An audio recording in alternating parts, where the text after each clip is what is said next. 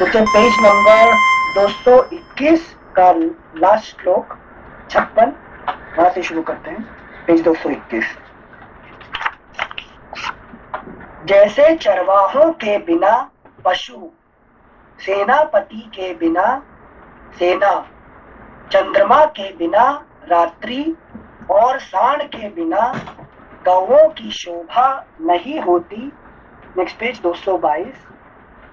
ऐसी ही दशा उस राष्ट्र की हो जाती है जहां राजा का दर्शन नहीं होता है। सुमंत्र के इस प्रकार कहे हुए सांत्वनापूर्ण और सार्थक वचन को सुनकर राजा दशरथ पुनः शोक से ग्रस्त हो गए। उस समय पुत्र के वियोग की संभावना से उनकी प्रसन्नता नष्ट हो चुकी थी। शोक के कारण उनके नेत्र लाल हो गए थे। उन धर्मात्मा श्रीमान नरेश ने एक बार दृष्टि उठाकर सूत की ओर देखा और इस प्रकार कहा, तुम ऐसी बातें सुनाकर मेरे मर्म स्थानों पर और अधिक आघात क्यों कर रहे हो? राजा के ये करुण वचन सुनकर और उनकी दीन दशा पर दृष्टिपात करके सुमंत्र हाथ जोड़े हुए उस स्थान से कुछ पीछे हट गए। जब दुख और दीनता के कारण राजा स्वयं कुछ भी न कह सके, तब मंत्रणा का ज्ञान रखने वाली कैकेयी ने सुमंत्र को इस प्रकार उत्तर दिया। सुमंत्र, राजा रात भर श्री राम के राज्याभिषेक जनित हर्ष के कारण उत्कंठित होकर जागते रहे हैं। अधिक जागरण से थक जाने के कारण इस समय उन्हें नींद आ गई है। अतः सूत, तुम्हारा भला हो, तुम तुरंत जाओ और यशस्वी राजकुमार श्री राम को यहाँ बुला लाओ। इस विषय में तुम्हें कोई अन्यथा विचार नहीं करना चाहिए। श्लोक संख्या 64। यहाँ पे कौन कौन बोल रहे हैं? एक ही कह रहे हैं, ठीक है ना। तो दशरथ नहीं कह रहे हैं और कैकेयी कह रहे हैं। तो इस बात को देखिए, ये क्या कह रहे हैं, क्या सुमंत्र, क्योंकि सुमंत्र का एक गुण क्या है, तो कभी भी मंत्र जो है मन की बात नहीं सुनते हैं है कि नहीं? यहाँ देखिए आप, हाँ, जो कि दशरथ सुनते हैं मगर सुमंत्र नहीं सुनते हैं सुनिए, देखिए। अच्छा, श्लोक संख्या 63। अतः सूत, तुम्हारा भला हो, तुम तुरंत जाओ और यशस्वी राजकुमार श्री राम को यहाँ बुला लाओ। इस विषय में तुम्हें कोई अन्यथा विचार नहीं करना चाहिए। लेकिन तुमको कोई अन्यथा विचार नहीं करना चाहिए, तो जो मैं कह रहा हूँ वही तुम कर लो, है कि नहीं? आप देखो। तब सुमंत्र ने कहा, भामिनी, मैं महाराज की आज्ञा सुने बिना कैसे जा सकता हूँ? देखा, है कि नहीं? मैं महाराज का ये हूँ, है कि नहीं? तुम्हारा नहीं हूँ, है कि नहीं? तुम्हारे बात में सुनने के लिए यहाँ नहीं आया हूँ यहाँ पे, है कि नहीं? तो ये कौन कह सकता है? सिर्फ सुमंत्र ही कह सकते हैं, है कि नहीं? अच्छा, इसको कहते सुमंत्र, है कि नहीं? मंत्र कभी, है कि नहीं, ये जो इमोशन को जगह नहीं देते हैं, है कि नहीं? अच्छा अच्छा, जैसे इसलिए वशिष्ठ जी को भी गेट पे खड़ा करते हैं, लेकिन सुमंत्र जी कहीं पर भी आके कहीं पे भी, किसी का घर में भी वो घुस सकते हैं। उनको कोई कहीं पे जगह पे कोई दरबार पूछता नहीं है, जो कि वशिष्ठ पूछ सकता है कि नहीं? मगर कभी सुमंत्र को कोई, ना राम के दरबार में ना दशरथ का दरबार में, कहीं किसी का दरबार पे उसको, है कि नहीं, पूछना जरूर नहीं है कि नहीं? अरे वाह, थैंक यू सर। तब सुमंत्र ने कहा, भामिनी, मैं महाराज की आज्ञा सुने बिना कैसे जा सकता हूँ? मंत्री की बात सुनकर राजा ने उनसे कहा, सुमंत्र, मैं सुंदर श्री राम को देखना चाहता हूँ। तुम शीघ्र उन्हें यहाँ ले आओ। उस समय श्री राम के दर्शन से ही कल्याण मानते हुए राजा मन ही मन आनंद का अनुभव करने लगे। इधर सुमंत्र राजा की आज्ञा से तुरंत प्रसन्नता पूर्वक वहां से चल दिए। कैकेयी ने जो तुरंत श्री राम को बुला लाने की आज्ञा दी थी, उसे याद करके वे सोचने लगे, पता नहीं यह उन्हें बुलाने के लिए इतनी जल्दी क्यों मचा रही है। जान पड़ता है श्री रामचंद्र के अभिषेक के लिए ही यह जल्दी कर रही है। इस कार्य में धर्मराज राजा दशरथ को अधिक आयास करना पड़ता है। शायद इसीलिए ये बाहर नहीं निकलते। ऐसा निश्चय करके महातेजस्वी सूत सुमंत्र फिर बड़े हर्ष के साथ श्री राम के दर्शन की इच्छा से चल पड़े। समुद्र के अंतर्वर्ती जलाशय के समान उस सुंदर अंतःपुर से निकलकर सुमंत्र ने द्वार के सामने मनुष्यों की भारी भीड़ एकत्र हुई देखी। राजा के अंतःपुर से सहसा निकलकर सुमंत्र ने द्वार पर एकत्र हुए लोगों की ओर दृष्टिपात किया। उन्होंने देखा बहुसंख्यक पुरवासी वहां उपस्थित थे और अनेक। नमस्ते सेंसेई। नमस्ते नमस्ते जी सेंसेई, ये सूत जाति को इतना स्पेशली क्यों इसमें मेंशन करते हैं जब श्लोकों में कहते हैं तो?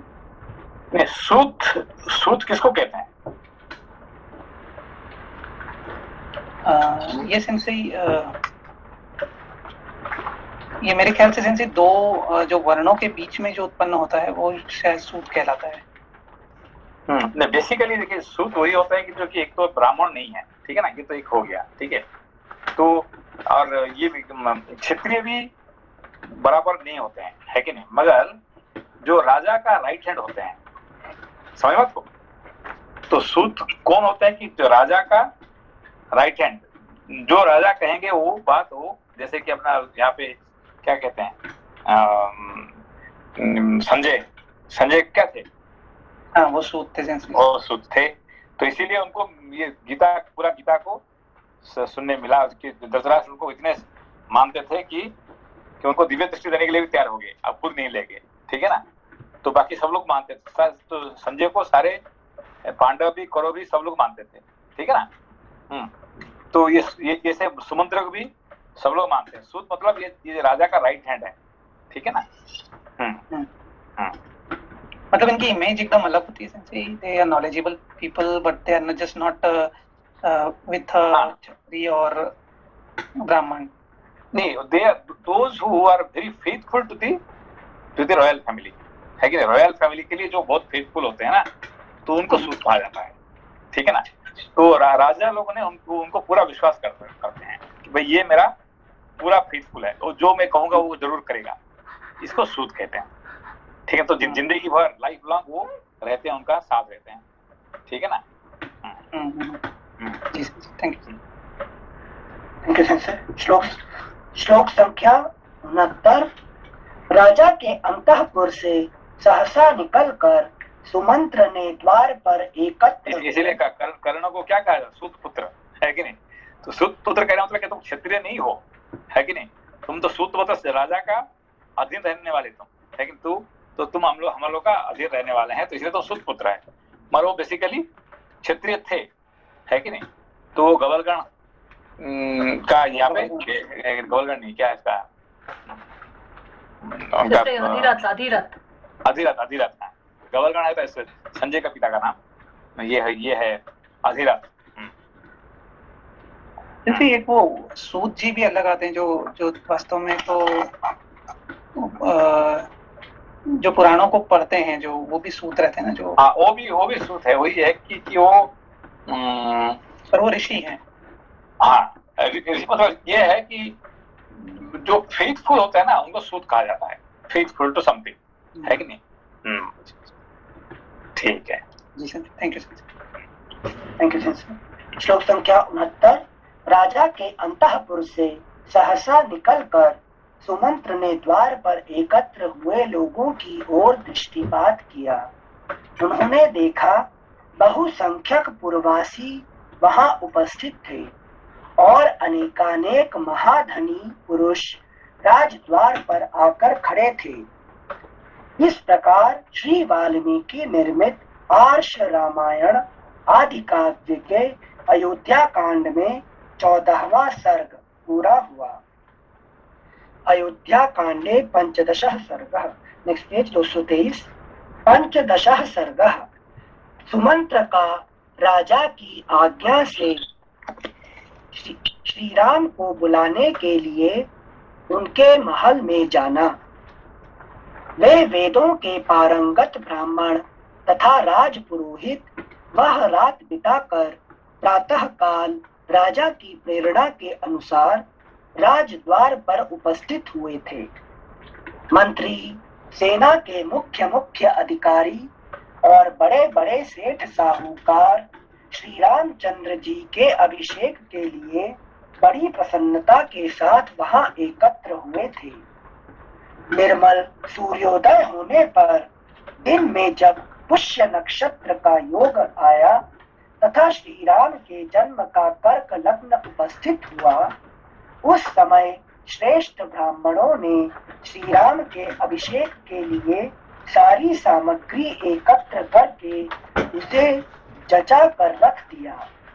जल से भरे हुए सोने के कलश, भली भांति सजाया हुआ भद्रपीठ, चमकीले व्याघ्र चर्म से अच्छी तरह आवृत रथ, गंगा यमुना के पवित्र संगम से लाया हुआ जल, ये सब वस्तुएं एकत्र कर ली गई थीं।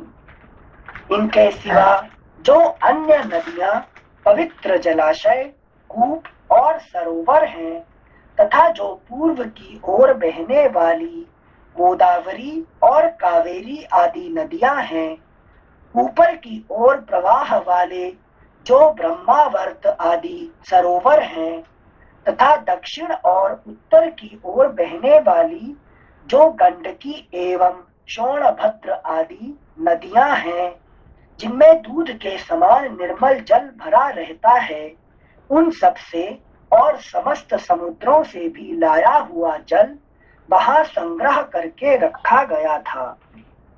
इनके अतिरिक्त दूध, दही, घी, मधु, लावा, कुश, फूल, 8 सुंदर कन्याएं, मदमत्त गजराज और दूध वाले वृक्षों के पल्लवों से ढके हुए सोने चांदी के जल पूर्ण कलश भी। जैसे प्रश्न था यहाँ पे,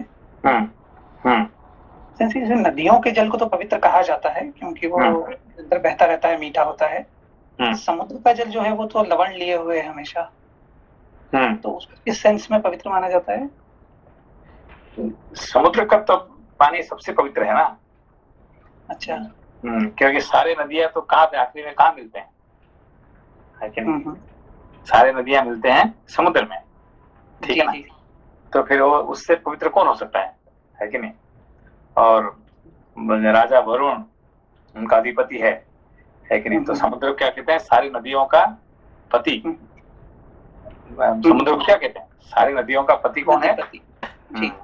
तो सारी नदी आते हैं, मिलते हैं, इनके साथ मिलते हैं, ठीक है ना। तो इसीलिए समुद्र जो है वो मेन है, ठीक है ना। और दूसरा ये होता है कि यहाँ पे जो बात करते हैं कि जितना नदी जो हम बात करते हैं, गंगे च यमुने चैव गोदावरी सरस्वती नर्मदे सिंधु कावेरी के तीर्थेस्मिन् सन्निधिं कुरु, जो है ना, इसको क्या है सब? ये तो सप्त गंगा है ना संसी। तो क्या what they represent? There are various pure thoughts in our mind संसी। लेकिन हमारे मन की जो मन के अंदर में जो वेरियस थॉट्स है ये है, ठीक है ना। तो सारे थॉट का जो है तो ये है, ये विचार है, ठीक है ना, विचार का थॉट है। तो इसीलिए उन्होंने कि जो पूर्वाभिमुखी दक्षिणाभिमुखी है कि नहीं, तो पश्चिम इसके हिसाब से उसका थॉट का है कि नहीं, खुला है कि नहीं थॉट। पर समुद्र जो है वो मतलब नेचुरली तो सॉल्टी है, लेकिन उसका वो सेंस नहीं लिया जाता है ना यहाँ पे। देखिए, आप जिंदगी में सबसे ज्यादा किसको आप छोड़ नहीं सकते हैं? लाइफ में आप किसको छोड़ नहीं सकते हैं? बिना गंगा से आप रह सकते हैं, बिना समुद्र से रह सकते हैं क्या? अब गंगा नहीं है, है कि नहीं? तो आप जिंदगी भर नमक को छोड़ सकते हैं क्या? नहीं छोड़ सकते। आप मीठा को छोड़ सकते हैं, है कि नहीं? ठीक है, हम आज के बाद आपको डॉक्टर कहेगा भाई ठीक है तुम्हारा डायबिटीज हो गया, तुम मिठाई छोड़ दो, ठीक है छोड़ देते हैं, है कि नहीं? मगर आप नमक को छोड़ सकते हैं क्या? नमक को छोड़ना इतना आसानी नहीं है, ठीक है ना? तो इसीलिए आप अभी जो आपका प्रश्न का उत्तर मिला आपको अभी? हाँ मिला sir, it's very important. Thank you. तो जो लवणासुर को मार सकता है वो कौन है? शत्रुघ्न। शत्रुघ्न, इसलिए उनका नाम शत्रुघ्न है, क्योंकि लवण को कोई नहीं मार सकता है, सिर्फ शत्रुघ्न नहीं मार सकते हैं, ठीक है ना? Thank you sir. Thank you sir. श्लोक संख्या 6, 7, 8। इनके सिवा जो अन्य नदियां, पवित्र जलाशय, कूप और सरोवर हैं तथा जो पूर्व की ओर बहने वाली गोदावरी और कावेरी आदि नदियां हैं, ऊपर की ओर प्रवाह वाले जो ब्रह्मावर्त आदि सरोवर हैं तथा दक्षिण और उत्तर की ओर बहने वाली जो गंडकी एवं सोनभद्र आदि नदियां हैं, जिनमें दूध के समान निर्मल जल भरा रहता है, उन सब से और समस्त समुद्रों से भी लाया हुआ जल वहां संग्रह करके रखा गया था। इनके अतिरिक्त दूध, दही, घी, मधु, लावा, कुश, फूल, 8 सुंदर कन्याएं, मदमत्त गजराज और दूध वाले वृक्षों के पल्लवों से ढके हुए सोने चांदी के जलपूर्ण कलश भी वहां विराजमान थे, जो उत्तम जल से भरे होने के साथ ही पद्म और उत्पलों से संयुक्त होने के कारण बड़ी शोभा पा रहे थे। श्री राम के लिए चंद्रमा की किरणों के समान विकसित कांति से युक्त श्वेत पीत वर्ण का रत्न जटित उत्तम चवर सुसज्जित रूप से रखा हुआ था। चंद्रमंडल के समान सुसज्जित श्वेत छत्र भी अभिषेक सामग्री के साथ शोभा पा रहा था, जो परम सुंदर और प्रकाश फैलाने वाला था। सुसज्जित श्वेत वृषभ और श्वेत अश्व भी खड़े थे। सब प्रकार के बाजे मौजूद थे। स्तुति पाठ करने वाले बंदी तथा अन्य मागध आदि भी उपस्थित थे। इक्ष्वाकुवंशी राजाओं के राज्य में जैसी अभिषेक सामग्री का संग्रह होना चाहिए, राजकुमार के अभिषेक की वैसी ही सामग्री साथ लेकर वे सब लोग महाराज दशरथ की आज्ञा के अनुसार वहां उनके दर्शन के लिए एकत्र हुए थे। राजा को द्वार पर न देखकर वे कहने लगे, कौन महाराज के पास जाकर हमारे आगमन की सूचना देगा? हम महाराज को यहाँ नहीं देखते हैं। सूर्योदय हो गया है और बुद्धिमान श्री राम के यौवराज्याभिषेक की सारी सामग्री जुट गई है। वे सब लोग जब इस प्रकार की बातें कर रहे थे, उसी समय राजा द्वारा सम्मानित सुमंत्र ने वहां खड़े हुए उन समस्त भूपतियों से यह बात कही। Next page 224। मैं महाराज की आज्ञा से श्री राम को बुलाने के लिए तुरंत जा रहा हूँ। आप सब लोग महाराज के तथा विशेषतः श्री रामचंद्र जी के पूजनीय हैं। मैं उन्हीं की ओर से आप समस्त चिरंजीवी पुरुषों के कुशल समाचार पूछ रहा हूँ। आप लोग सुख से है ना? ऐसा कहकर और जगे हुए होने पर श्री महाराज के बाहर न आने के कारण ऐसा कहकर और जगे हुए होने पर श्री महाराज के बाहर न आने का कारण बताकर पुरातन वृत्तांतों को जानने वाले सुमंत्र पुनः अंतःपुर के द्वार पर लौट आए। पुरातन वृत्तांतों को जानने वाले सुमंत्र पुनः अंतःपुर के द्वार पर लौट आए। वह राजभवन सुमंत्र के लिए सदा खुला रहता था। उन्होंने भीतर प्रवेश किया और प्रवेश करके महाराज के वंश की स्तुति की। तदनंतर वे राजा के शयन गृह के पास जाकर खड़े हो गए। उस घर के अत्यंत निकट पहुंचकर क्या होता है कि सारे लोग बाहर खड़े हुए हैं, एक ही व्यक्ति जो है वो अंदर पूरा जा सका, वो सुमंत्र, बाकी सब बाहर ही खड़े हुए हैं, है कि नहीं? कौन जाके बताएगा कि हम आए हैं, है कि नहीं? श्लोक संख्या 20। तदनंतर वे राजा के शयन गृह के पास जाकर खड़े हो गए।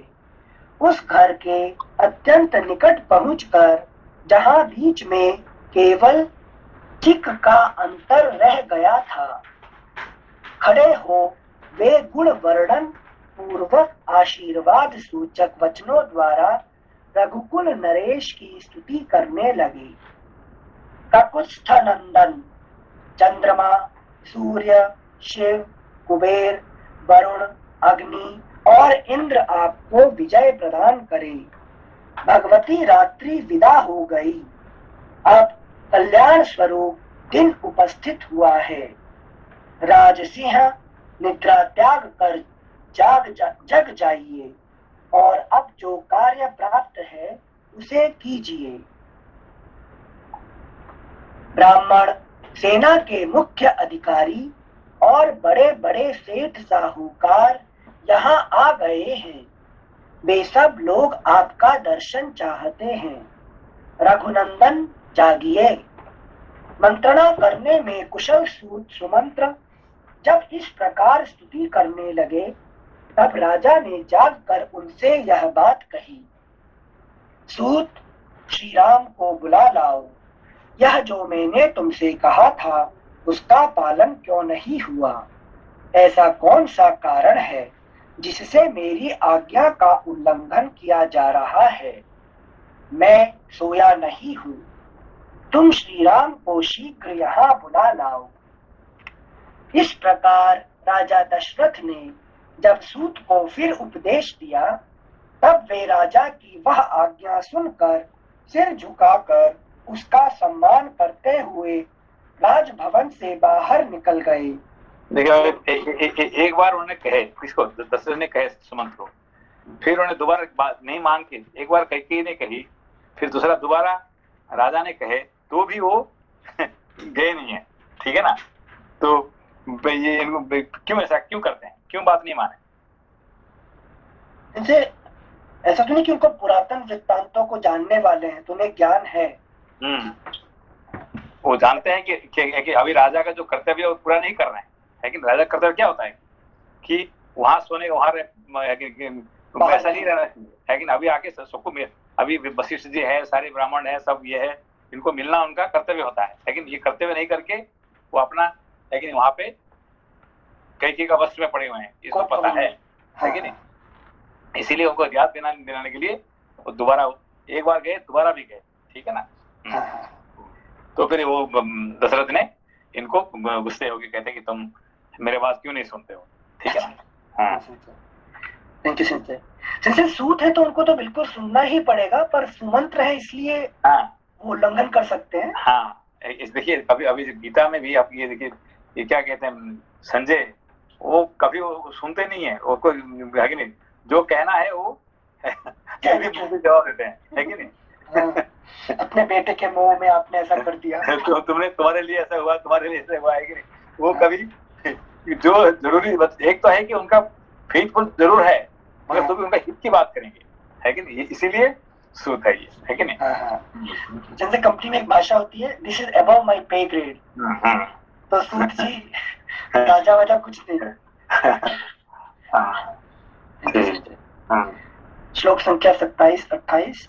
इस प्रकार राजा दशरथ ने जब सूत को फिर उपदेश दिया, तब वे राजा की वह आज्ञा सुनकर सिर झुकाकर उसका सम्मान करते हुए राजभवन से बाहर निकल गए। वे मन ही मन अपना महान प्रिय हुआ मानने लगे। राजभवन से निकलकर सुमंत्र ध्वजा पताकाओं से सुशोभित राजमार्ग पर आ गए। जिनसे ये समझ नहीं आया, वे मन ही मन अपना महान प्रिय हुआ मानने लगे, ये क्यों ऐसा? क्योंकि देखिए अभी अभी उन्होंने एक बार गए, दोबारा गए, ठीक है ना। अब 2 बार जो नहीं सुने हैं तो ठीक है, जो जो है कि नहीं, ये उनके लिए जो आदेश है वही ठीक, वही प्रिय है कि नहीं। अच्छा, मतलब कर्तव्य जो उनका था उन्होंने कर दिया, बाकी हाँ, आगे जो है वो जो होना कोई होगा और क्या है कि नहीं। श्लोक संख्या 29। वे हर्ष और उल्लास में भरकर सब ओर दृष्टि डालते हुए शीघ्रता पूर्वक आगे बढ़ने लगे। सूत सुमंत्र महामार्ग में सब लोगों के मुंह से श्री राम के राज्याभिषेक की आनंददायिनी बातें सुनते जा रहे थे। तदनंतर सुमंत को श्री राम का सुंदर भवन दिखाई दिया, जो कैलाश पर्वत के समान श्वेत प्रभा से प्रकाशित हो रहा था। वह इंद्र भवन के समान दीप्तिमान था। उसका फाटक विशाल किवाड़ों से बंद था। उसके भीतर का छोटा सा द्वार ही खुला हुआ था। सैकड़ों वेदिकाएं उस भवन की शोभा बढ़ा रही थीं। उसका मुख्य अग्रभाग सोने की देव प्रतिमाओं से अलंकृत था। उसके बाहर फाटक में मणि और मूंगे जड़े हुए थे। वह सारा भवन शरद ऋतु के बादलों की भांति श्वेत कांति से युक्त, दीप्तिमान और मेरु पर्वत की कंदरा के समान शोभायमान था। सुवर्ण निर्मित पुष्पों की मालाओं के बीच बीच में पिरोई हुई बहुमूल्य मणियों से वह भवन सजा हुआ था। दीवारों में जड़ी हुई मुक्ता मणियों से व्याप्त होकर जगमगा रहा था, अथवा वहां मोती और मणियों के भंडार भरे हुए थे। चंदन और नेक्स्ट पेज 225। चंदन और अगर की सुगंध उसकी शोभा बढ़ा रही थी। वह भवन मलयाचल के समीपवर्ती दरदुर नामक चंदनगिरी के शिखर की भांति सब ओर मनोहर सुगंध बिखेर रहा था। कलरव करते हुए सारस और मयूर आदि पक्षी उसकी शोभा वृद्धि कर रहे थे। सोने आदि की सुंदर ढंग से बनी हुई भेड़ियों की मूर्तियों से सोने आदि की सुंदर ढंग से बनी हुई भेड़ियों की मूर्तियों से वह व्याप्त था। शिल्पियों ने उसकी दीवारों में बड़ी सुंदर नक्काशी की थी। वह अपनी उत्कृष्ट शोभा से समस्त प्राणियों के मन और नेत्रों को आकृष्ट कर लेता था। चंद्रमा और सूर्य के समान तेजस्वी, कुबेर भवन के समान अक्षय संपत्ति से पूर्ण तथा इंद्रधाम के समान भव्य एवं मनोरम उस श्री राम भवन में नाना प्रकार के पक्षी चहक रहे थे। सुमंत्र ने देखा श्री राम का महल मेरु पर्वत के शिखर की भांति शोभा पा रहा है। हाथ जोड़कर श्री राम की वंदना करने के लिए उपस्थित हुए असंख्य मनुष्यों से वह भरा हुआ है। भांति भांति के उपहार लेकर जनपद निवासी मनुष्य उस समय वहां पहुंचे हुए थे। श्री राम के अभिषेक का समाचार सुनकर उनके मुख प्रसन्नता से खिल उठे थे। वे उस उत्सव को देखने के लिए उत्कंठित थे। उन सबकी उपस्थिति से भवन की बड़ी शोभा हो रही थी। वह विशाल राजभवन महान मेघ खंड के समान ऊंचा और सुंदर शोभा से संपन्न था। उसकी दीवारों में नाना प्रकार के रत्न जड़े गए थे और कुबड़े सेवकों से वह भरा हुआ था।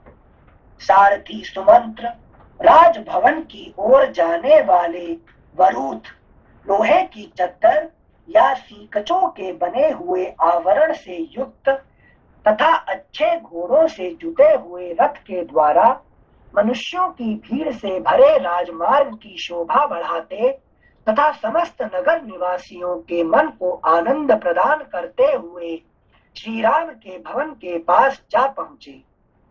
उत्तम वस्तु को प्राप्त करने के अधिकारी श्री राम का वह महान समृद्धिशाली विशाल भवन शचीपति इंद्र के भवन की भांति सुशोभित होता था।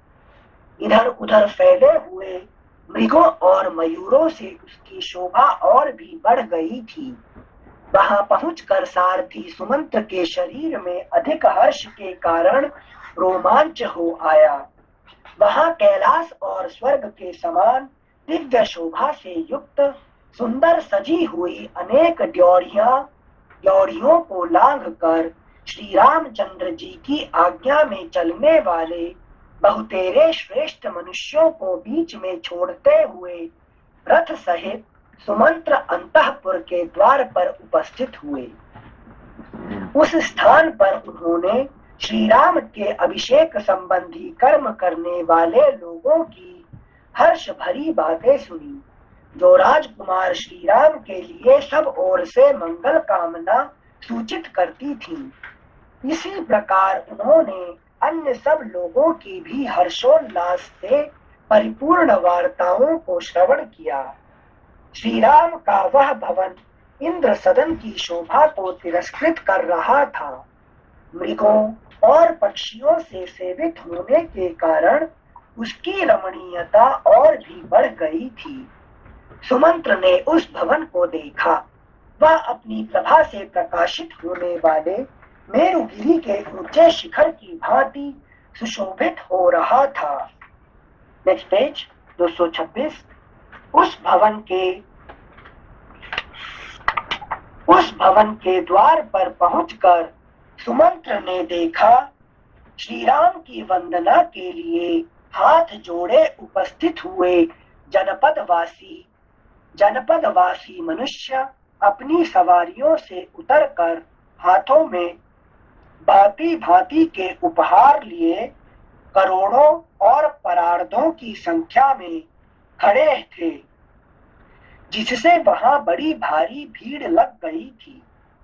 तदनंतर उन्होंने श्री राम की सवारी में आने वाले सुंदर शत्रुंजय नामक विशालकाय गजराज को देखा, जो महान मेघ से युक्त पर्वत के समान प्रतीत होता था। उसके गंड स्थल से मद की धारा बह रही थी। वह अंकुश से काबू में आने वाला नहीं था। उसका वेग शत्रुओं के लिए अत्यंत असह्य था। उसका जैसा नाम था वैसा ही गुण भी था। उन्होंने वहां राजा के परम प्रिय मुख्य मंत्रियों को भी एक साथ उपस्थित देखा, जो सुंदर वस्त्राभूषणों से विभूषित थे और घोड़े, रथ तथा हाथियों के साथ वहां आए थे। सुमंत्र ने उन सबको एक ओर हटाकर स्वयं श्री राम के समृद्धिशाली अंतःपुर में प्रवेश किया। जैसे मगर प्रचुर रत्नों से भरे हुए समुद्र में बेरोक टोक प्रवेश करता है, उसी प्रकार सारथी सुमंत्र ने पर्वत शिखर पर आरूढ़ हुए अविचल मेघ के समान शोभायमान महान विमान के सदृश सुंदर गृहों से संयुक्त तथा प्रचुर रत्न भंडार से भरपूर उस महल में बिना किसी रोक टोक के प्रवेश किया। इस प्रकार श्री वाल्मीकि निर्मित आर्ष रामायण आदि काव्य के अयोध्या कांड में 15वां सर्ग पूरा हुआ। षोडशः सर्गः। सुमंत्र का श्री राम के महल में पहुंचकर महाराज का संदेश सुनाना और श्री राम का सीता से अनुमति ले लक्ष्मण के साथ रथ पर बैठकर गाजे बाजे के साथ मार्ग में स्त्री पुरुषों की बातें सुनते हुए जाना। पुरातन वृत्तांतों के ज्ञाता सेंसी ये जो 46 में जो एक गजराज का वर्णन किया है, इसमें बहुत सारे गजराजों के साथ में ये चीज जोड़ी जाती है कि उनके गंडस्थल से मद की धारा बह रही थी। तो ये मद का रिलेशन वही रहता है क्या, जो मदमाश्चर्य और जो ये 6 enemies बोलते हैं, उनमें से ही कुछ रहता है या फिर कुछ अलग रहता है? एक तो है कि जो जो जो फिजिकली जो एलिफेंट जो है ना, जो मैच्योर्ड होते हैं ना, उनका मस्तक से हमेशा एक, क्या कहते हैं, जैसे मधु जैसे चीज निकलते थे हमेशा, है कि नहीं? ये फिजिकली होता ही ऐसे, और उसका फिलोसॉफिकली भी इस तरह से इसको दिया जाता है, उसको वर्णन उसको। अच्छा अच्छा। मतलब जहाँ पे कोई ये शो करना हो कि there is some high level of pride involve. हाँ, मैच्योरिटी जब करना पड़ता था उसको, ये वर्णन आता है हमेशा। अच्छा अच्छा, मैच्योरिटी के सेंस में। जी से।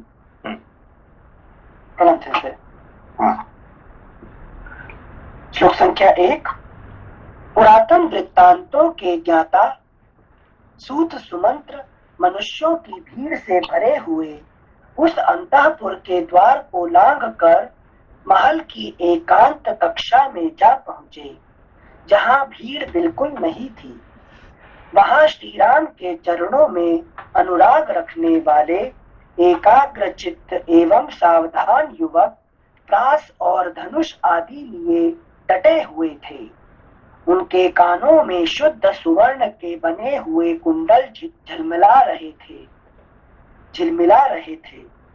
उस ड्योढ़ी में सुमंत्र को गेरुआ वस्त्र पहने और हाथ में छड़ी लिए वस्त्राभूषणों से अलंकृत बहुत से वृद्ध पुरुष बड़ी सावधानी के साथ द्वार पर बैठे दिखाई दिए, जो अंतःपुर की स्त्रियों के अध्यक्ष संरक्षक थे।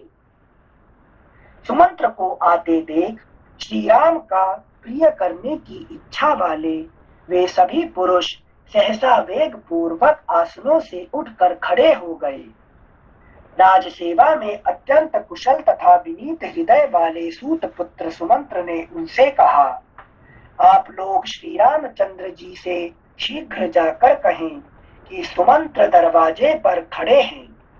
स्वामी का प्रिय करने की इच्छा वाले वे सब सेवक श्री रामचंद्र जी के पास जा पहुंचे। उस समय श्री राम अपनी धर्म पत्नी सीता के साथ विराजमान थे। उन सेवकों ने शीघ्र ही उन्हें सुमंत्र का संदेश सुना दिया।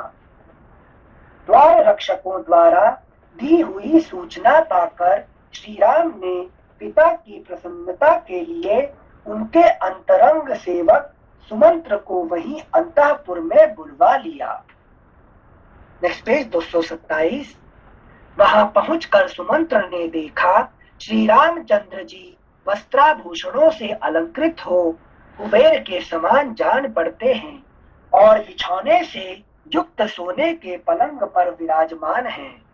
शत्रुओं को संताप देने वाले रघुनाथ जी के श्रीअंगों में वाराह के रुधिर की भांति लाल, पवित्र और सुगंधित उत्तम चंदन का लेप लगा हुआ है, और देवी सीता उनके पास बैठकर अपने हाथ से चंवर डुला रही हैं। सीता के अत्यंत समीप बैठे हुए श्री राम चित्रों से संयुक्त चंद्रमा की भांति शोभा पाते हैं। सीता के अत्यंत समीप बैठे हुए श्री राम चित्रा से संयुक्त चंद्रमा की भांति शोभा पाते हैं। जैसे चित्रा नक्षत्र बोल रहे हैं, तो चित्रा से संयुक्त चंद्रमा मतलब बहुत सुंदर होता है। चित्रा से नक्षत्र के साथ जब चंद्रमा रहते हैं तो उनका सुंदरता बहुत बढ़ जाता है। अच्छा, श्लोक संख्या 11। विनय के ज्ञाता बंदी सुमंत्र ने तपते हुए सूर्य की भांति अपने नित्य प्रकाश से संपन्न रहकर अधिक प्रकाशित होने वाले वरदायक श्री राम को विनीत भाव से प्रणाम किया। विनय के ज्ञाता बंदी सुमंत्र ने तपते हुए सूर्य की भांति अपने नित्य प्रकाश से संपन्न रहकर अधिक प्रकाशित होने वाले वरदायक श्री राम को विनीत भाव से प्रणाम किया। विहार कालिक शयन के लिए जो आसन था, उस पलंग पर बैठे हुए प्रसन्न मुख वाले राजकुमार श्री राम का दर्शन करके राजा दशरथ द्वारा सम्मानित सुमंत्र ने हाथ जोड़कर इस प्रकार कहा, श्री राम, आपको पाकर महारानी कौशल्या सर्वश्रेष्ठ संतान वाली हो गई है। इस समय रानी कैकेयी के साथ बैठे हुए आपके पिताजी आपको देखना चाहते हैं, अतः वहां चलिए, विलंब ना कीजिए। सुमंत्र के ऐसा कहने पर महातेजस्वी नर श्रेष्ठ श्री राम ने सीता जी का सम्मान करते हुए प्रसन्नता पूर्वक उनसे इस प्रकार कहा, देवी, जान पड़ता है पिताजी और माता कैकेयी दोनों मिलकर मेरे विषय में ही कुछ विचार कर रहे हैं। निश्चय ही मेरे अभिषेक के संबंध में ही कोई बात होती होगी। मेरे अभिषेक के विषय में राजा के अभिप्राय को लक्ष्य करके उनका प्रिय करने की इच्छा वाली परम उदार एवं समर्थ कजरारे नेत्रों वाली कैकेयी मेरे अभिषेक के लिए ही राजा को प्रेरित कर रही होगी। मेरी माता कैकेयी राजकुमारी इस समाचार से बहुत प्रसन्न हुई होगी। वे महाराज का हित चाहने वाली और उनकी अनुगामिनी हैं, साथ ही वे मेरा भी भला चाहती हैं, अतः वे महाराज को अभिषेक करने के लिए जल्दी करने को कह रही होंगी। सौभाग्य की बात है कि महाराज अपनी प्यारी रानी के साथ बैठे हैं और उन्होंने मेरे अभीष्ट अर्थ को सिद्ध करने वाले सुमंत्र को ही दूत बनाकर भेजा है।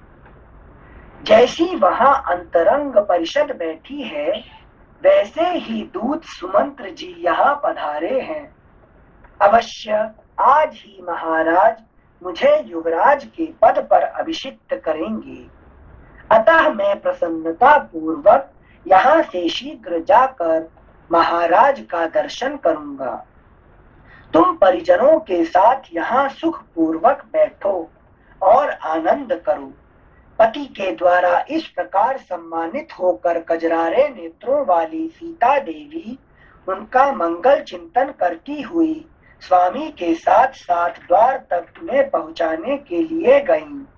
उस समय वे बोली, आर्यपुत्र, ब्राह्मणों के साथ रहकर आपका युवराज पद पर अभिषेक करके महाराज दूसरे समय में राजसूय यज्ञ में सम्राट के पद पर आपका अभिषेक करने योग्य हैं। ठीक उसी तरह जैसे लोक सृष्टा ब्रह्मा ने देवराज इंद्र का अभिषेक किया था, आप राजसूय यज्ञ में दीक्षित हो।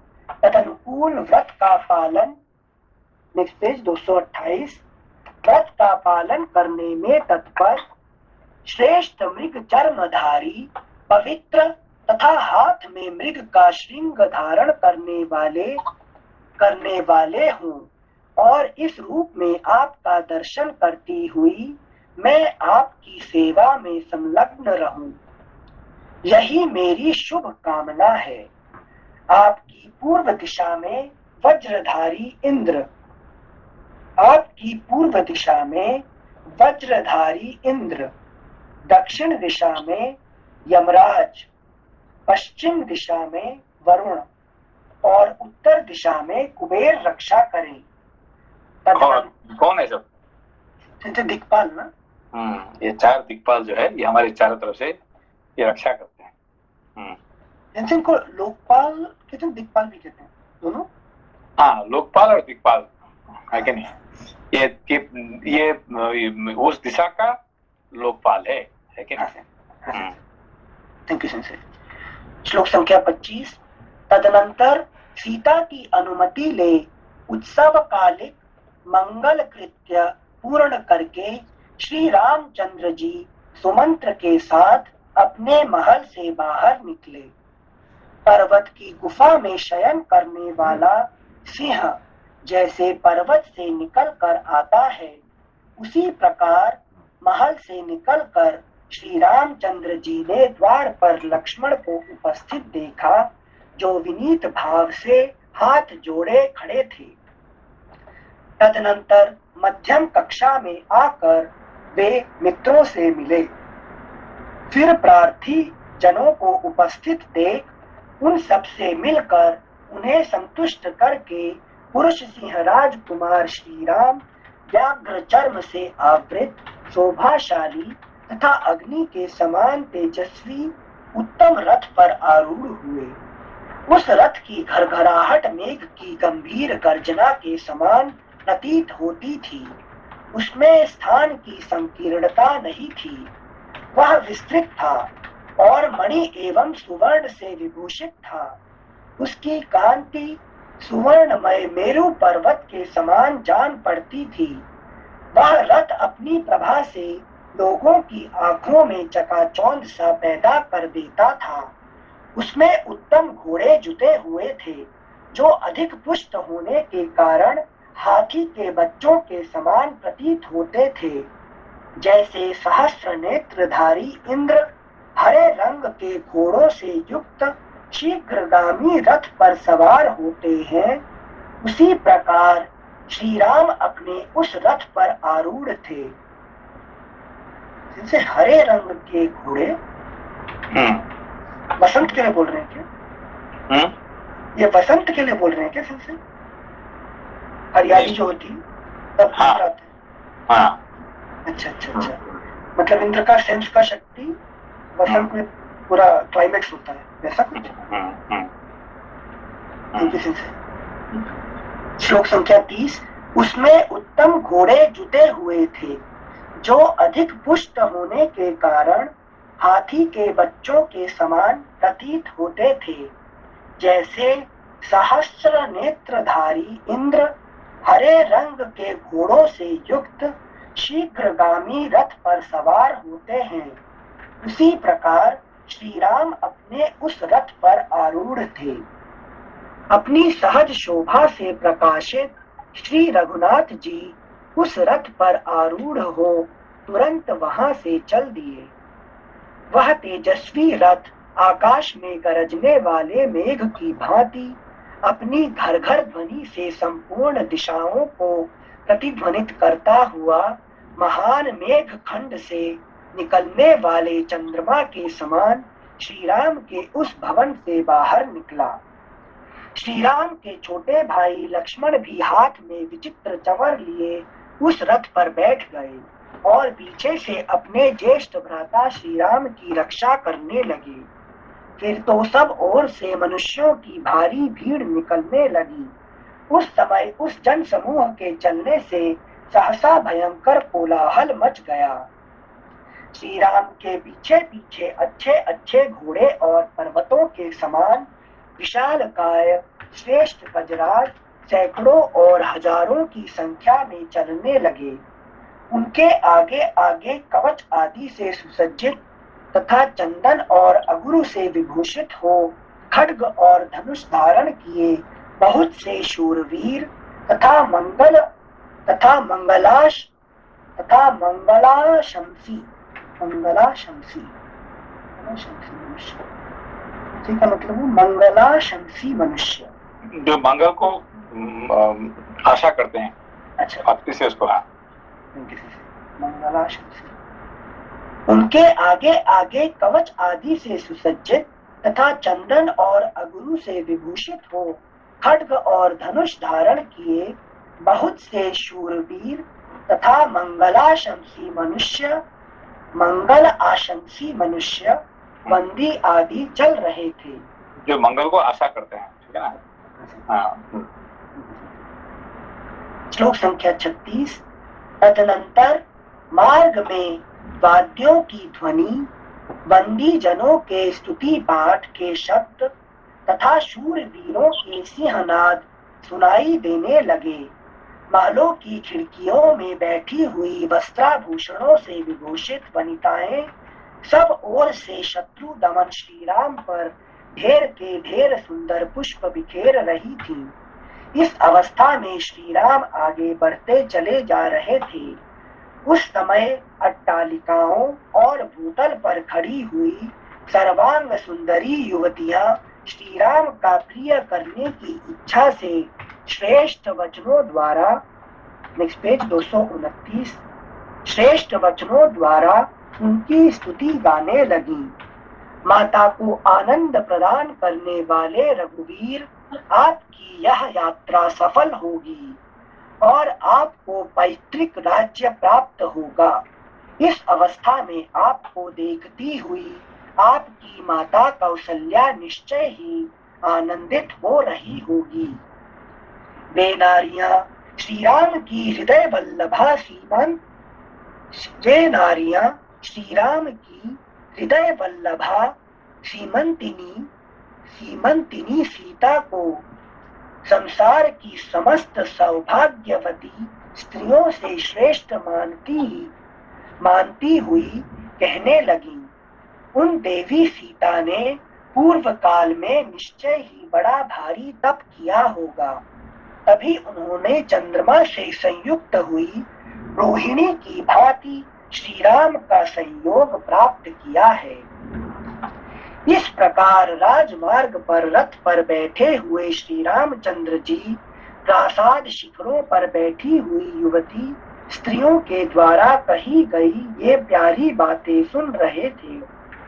उस समय अयोध्या में आए हुए दूर दूर के लोग अत्यंत हर्ष से भरकर वहां श्री रामचंद्र जी के विषय में जो वार्तालाप और तरह तरह की बातें करते थे, अपने विषय में कही गई उन सभी बातों को श्री रघुनाथ जी सुनते जा रहे थे। वे कहते थे, इस समय ये श्री रामचंद्र जी महाराज दशरथ की कृपा से बहुत बड़ी संपत्ति के अधिकारी होने जा रहे हैं। अब हम सब लोगों की समस्त कामनाएं पूर्ण हो जाएंगी, क्योंकि ये श्री राम हमारे शासक होंगे। यदि यह सारा राज्य चिरकाल के लिए इनके हाथ में आ जाए तो इस जगत की समस्त जनता के लिए यह महान लाभ होगा। इनके राजा होने पर कभी किसी का अप्रिय नहीं होगा और किसी को कोई दुख भी नहीं देखना पड़ेगा। हिनहिनाते हुए घोड़ों, चिखाड़ते हुए हाथियों, जय जयकार करते हुए आगे आगे चलने वाले बंदियों, स्तुति पाठ करने वाले सूतों, वंश की विरुदावली बखानने वाले मागधों तथा सर्वश्रेष्ठ गुण गायकों के तुमुल घोष के बीच उन बंदी आदि से पूजित एवं प्रशंसित होते हुए श्री रामचंद्र जी कुबेर के समान चल रहे थे। यात्रा करते हुए श्री राम ने उस विशाल राजमार्ग को देखा जो हथिनियों, मतवाले हाथियों, रथों और घोड़ों से खचाखच भरा हुआ था। उसके प्रत्येक चौराहे पर मनुष्यों की भारी भीड़ इकट्ठी हो रही थी।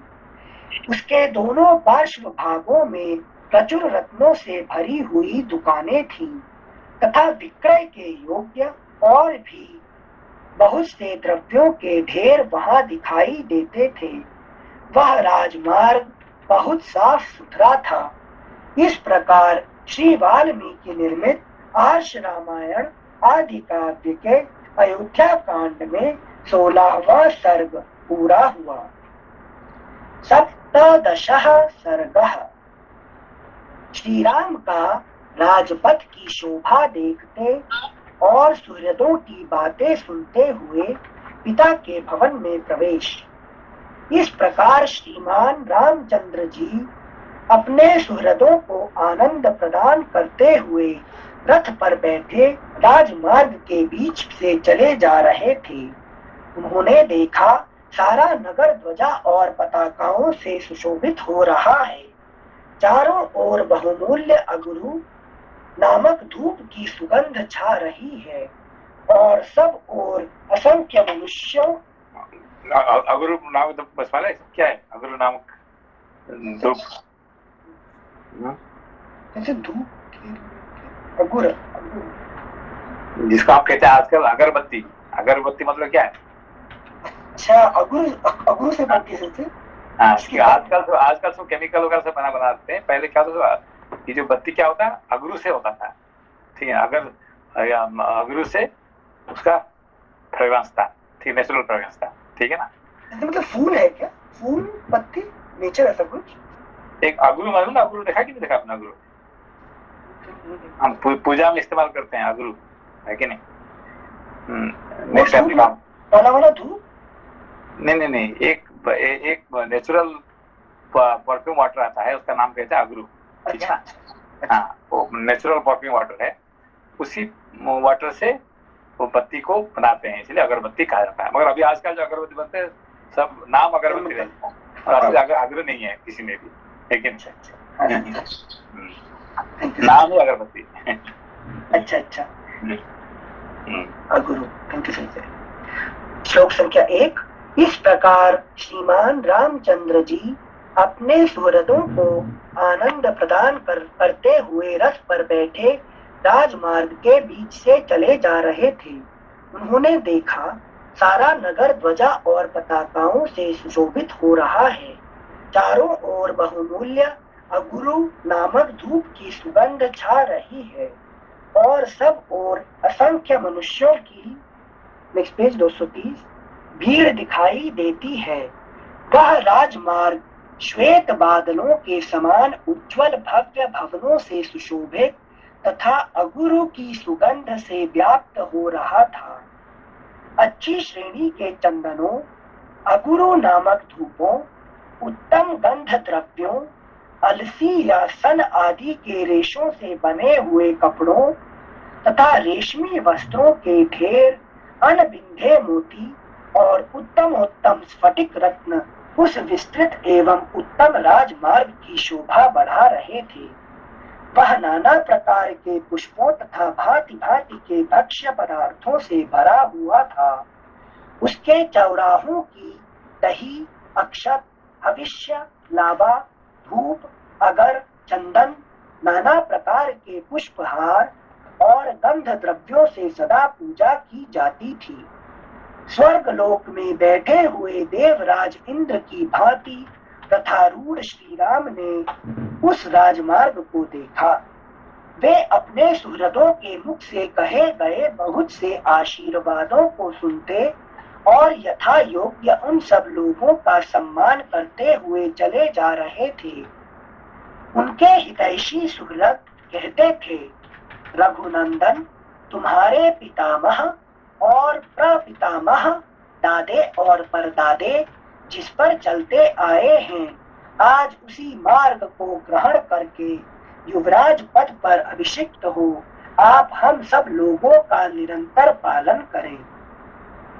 फिर वे आपस में कहने लगे, भाइयों, श्री राम के पिता तथा समस्त पितामहों द्वारा जिस प्रकार हम लोगों का पालन पोषण हुआ है, श्री राम के राजा होने पर हम उससे भी अधिक सुखी रहेंगे। यदि हम राज्य पर प्रतिष्ठित हुए श्री राम को पिता के घर से निकलते हुए देख लें, यदि राजा राम का दर्शन कर लें, तो अब हमें यह लोग। एक प्रश्न था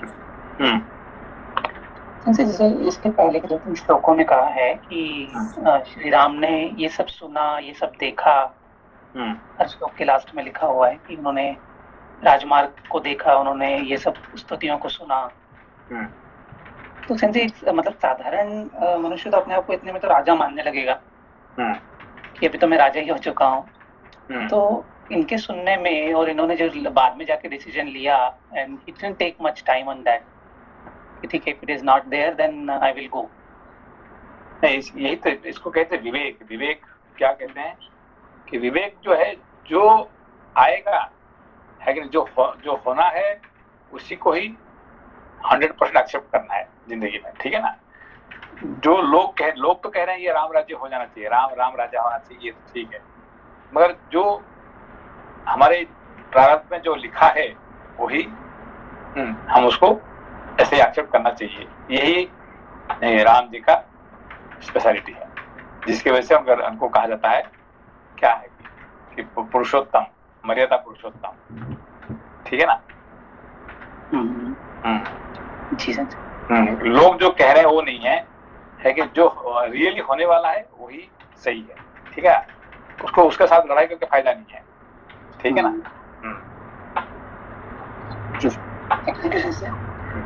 श्लोक संख्या 10।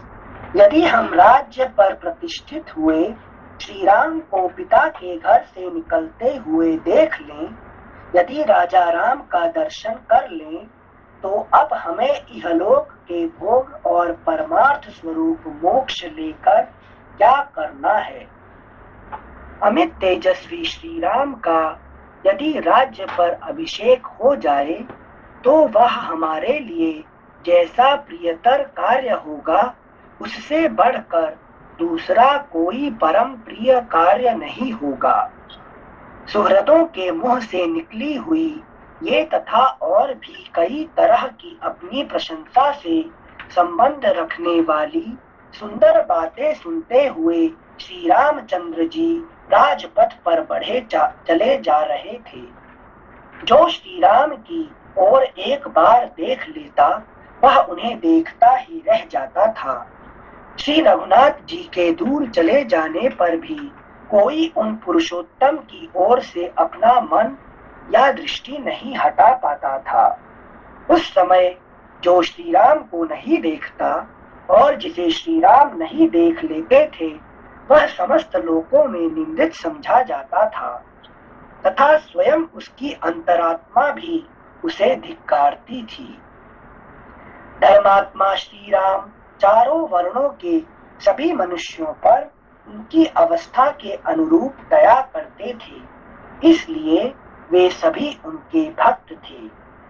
राजा दशरथ का भवन मेघ समूहों के समान शोभा पाने वाले सुंदर अनेक रूप रंग वाले कैलाश शिखर के समान उज्ज्वल प्रासाद शिखरों अट्टालिकाओं से सुशोभित था। उसमें रत्नों की जाली से विभूषित तथा विमानाकार क्रीड़ागृह भी बने हुए थे जो अपनी श्वेत आभा से प्रकाशित होते थे। वे अपनी ऊंचाई से आकाश को भी लांघते हुए से प्रतीत होते थे। Next page 231। ऐसे गृहों से युक्त वह श्रेष्ठ भवन इस भूतल पर इंद्र सदन के समान शोभा पाता था। उस राजभवन के पास पहुंचकर अपनी शोभा से प्रकाशित होने वाले राजकुमार श्री राम ने पिता के महल में प्रवेश किया। उन्होंने धनुर्धर वीरों द्वारा सुरक्षित महल की 3 ड्योढ़ियों को 2 घोड़े जुटे हुए रथ से ही पार किया। फिर 2 ड्योढ़ियों में वे पुरुषोत्तम राम पैदल ही गए। इस प्रकार सारी ड्योढ़ियों को पार करके दशरथ नंदन श्री राम साथ आए हुए सब लोगों को लौटाकर स्वयं अंतःपुर में गए। जब राजकुमार श्री राम पिता के पास जाने के लिए अंतःपुर में प्रविष्ट हुए तब आनंद मग्न हुए सब लोग बाहर खड़े होकर उनके पुनः निकलने की प्रतीक्षा करने लगे। ठीक उसी तरह जैसे सरिताओं का स्वामी समुद्र चंद्रोदय की प्रतीक्षा करता रहता है, इस प्रकार श्री वाल्मीकि निर्मित आर्ष रामायण आदि काव्य के अयोध्या कांड में 17वां सर्ग पूरा हुआ। ठीक है। प्रणाम प्रणाम। नमस्ते संजय। प्रणाम संजय। नमस्ते। प्रणाम।